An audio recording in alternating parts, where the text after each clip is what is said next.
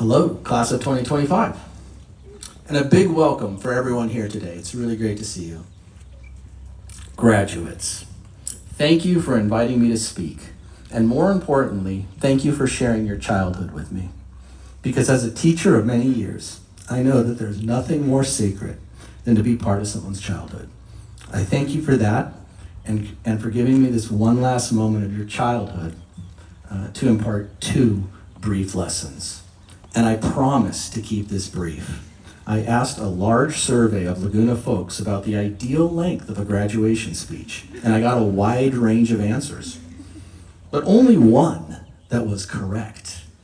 It was from a little boy who wisely proclaimed, "I don't know, just don't make it boring."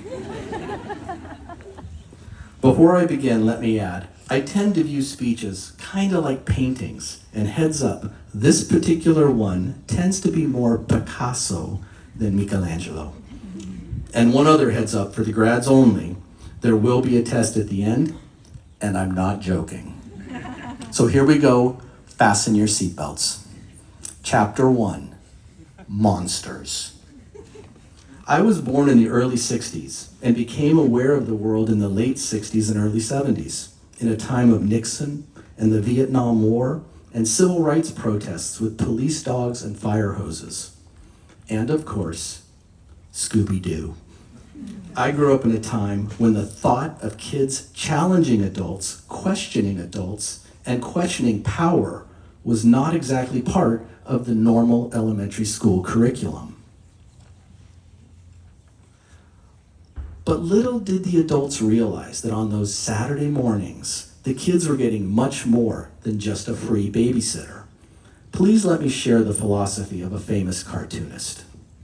The very first rule of Scooby-Doo, the single premise that sits at the heart of their adventures, is that the world is full of grown-ups who lie to kids, and that it's up to those kids to figure out what those lies are and to call them on it, even if there are other adults who believe those lies with every fiber of their being.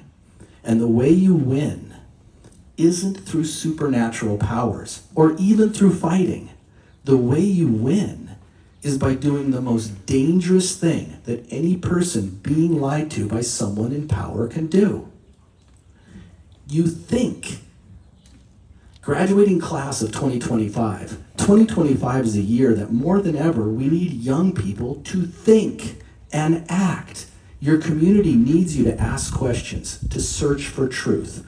Don't run from your monsters, run toward them and expose them. Find the curiosity and courage to confront what terrifies you the most, your monster, our monsters, and just pull off the dang mask.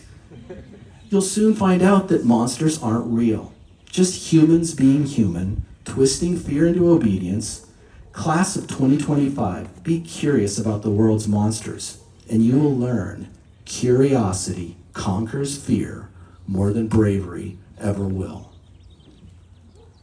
Chapter 2, Monkeys. The world is changing, and that change is accelerating. With AI changing the definition of work and productivity and intelligence, inventing and reinventing yourself will be your most important skill. So let's dive into it. This story begins in 1967 with a group of monkeys and a clever experiment. Full disclosure, I may have made some modifications for dramatic effect. It all starts with 5 monkeys put into a large enclosure, and in the middle, a ladder, and at the top of the ladder, a bunch of bananas. As you might guess, after a few minutes, one monkey sees the bananas and proceeds to climb the ladder. And at that moment, the other 4 monkeys are sprayed with fire hoses, while the monkey on top, the 5th monkey, just enjoys the sweet bananas. The next day, the same 5 monkeys are put into the same room. One monkey approaches the ladder and gets the beating of his life. The other monkeys go full force smackdown on the poor guy. The others fully remember yesterday's fire hoses and associate the climbing with cold water. When the next day comes, no monkeys go anywhere near the ladder. But the following day, a change is made.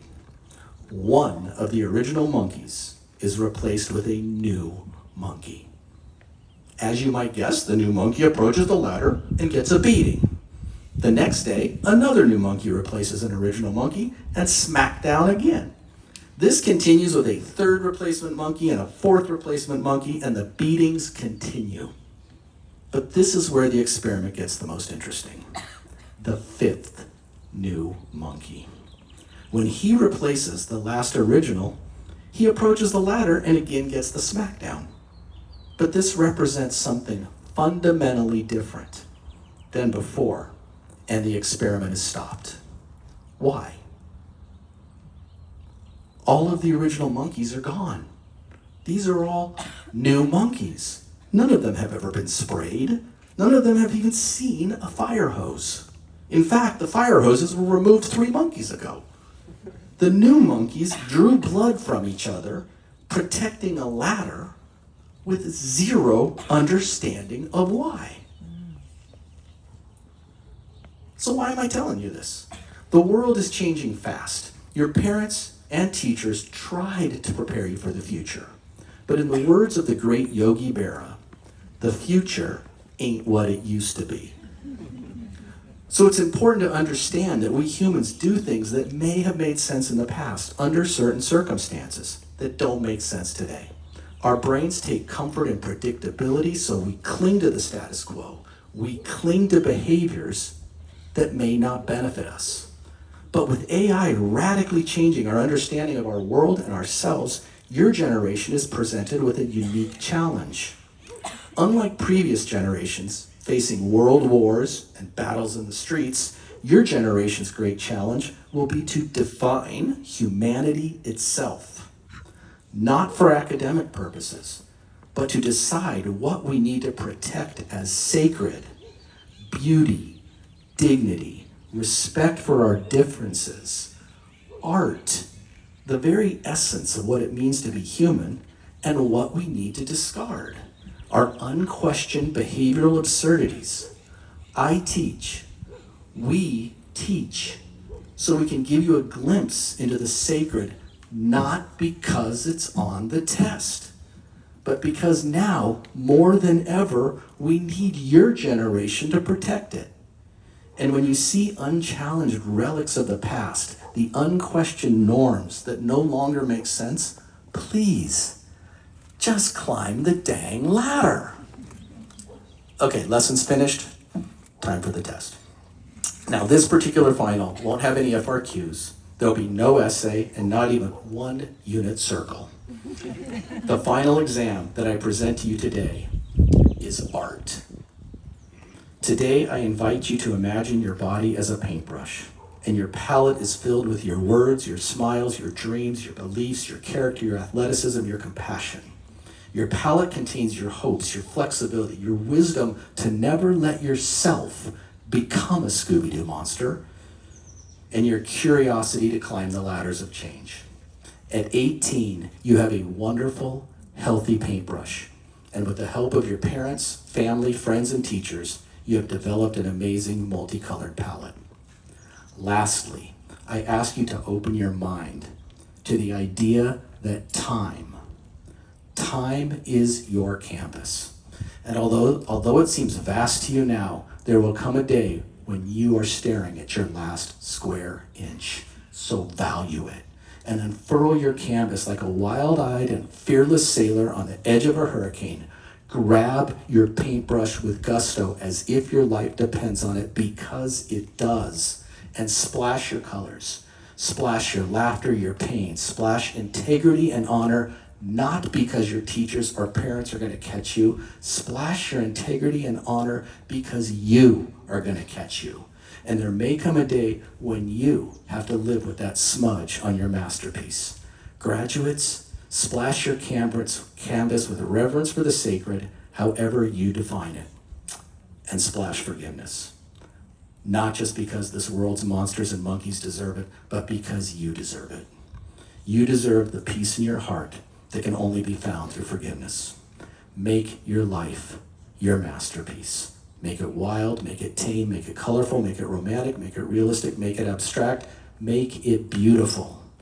Hey, maybe make it a little Michelangelo, and maybe make it a lot of Picasso. Better yet, make it you. But whatever you do, please, please, please, on behalf of everyone here today who had to suffer through this speech, I'm sorry, don't make it boring. Class of 2025, I've seen your colors, your greatness, and your light, and I know that you can ace this test. You stepped onto this campus as a child, you will soon step off as an adult, and I say to you as you go, you may now unfurl your canvas, you may grab your paintbrush, you may shine your light, and with all the love in my heart, as the world awaits your masterpiece, your exam begins now. Thank you.